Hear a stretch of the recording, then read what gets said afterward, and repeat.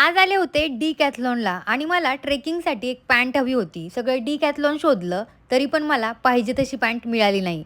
वुमेनमध्ये जास्त कलेक्शन नव्हतं आणि त्यात माझ्या साईजचं काहीच मिळत नव्हतं. एक्स्ट्रा स्मॉल पण ट्राय केलं, तरी पण मला ते लूजच होत होतं. जवळ-जवळ 2 वर्ष झालं ट्रेक करतीये, ते पण विदाऊट ट्रेकिंग शूज. म्हटलं चला शूजच घेऊया. मनासारखे शूज काही भेटले नाही, तर बघा हे एक जॅकेट होतं, हे मला खूप आवडलं आणि हे ऑफरमध्ये होतं फक्त 999ला. आणि हे बघा, हे सगळ्यात माझं फेव्हरेट जॅकेट आहे ऑरेंज कलरचं. खूप महाग आहे, 8 ते 9 हजारापर्यंत आहे. पण ऑलरेडी माझ्याकडं महागातली 2 जॅकेट आहेत, त्याच्यामुळे हे काही मी घेणार नाहीये. हो, जर डिकॅथलॉनने स्पॉन्सर केलं तर नक्कीच हे जॅकेट मी घेईल. कधी-कधी मला असं वाटतं, की मी पैसे फक्त कपड्यांसाठी आणि मेकअपसाठी कमवते. पण हो, तितकंच सेव्हिंग करणं खूप गरजेचं आहे. डिकॅथलॉनमध्ये फिरून खूप भूक लागली. मग वाकडच्या एका सी फूड रेस्टॉरंटमध्ये आम्ही आलो.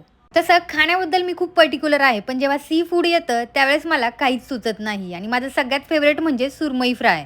सुरमई, पापलेट आणि कोळंबी जे फ्राय केलेलं होतं ते खूप छान लागत होतं. टेस्ट पण छान होती, पण जी करी होती ती मला आवडली नाही. जेवणानंतर मी हे कॅरमल कस्टर्ड ऑर्डर केलं. नेहमीप्रमाणे मला फक्त ऑर्डर करायची सवय आहे, पण ते सगळं मला कधीच संपत नाही. याची चव मला फारशी आवडली नाही, म्हणून म्हटलं चला आता खायलाच नको. Okay bye. आता भेटूया नेक्स्ट व्लॉगमध्ये. Good night.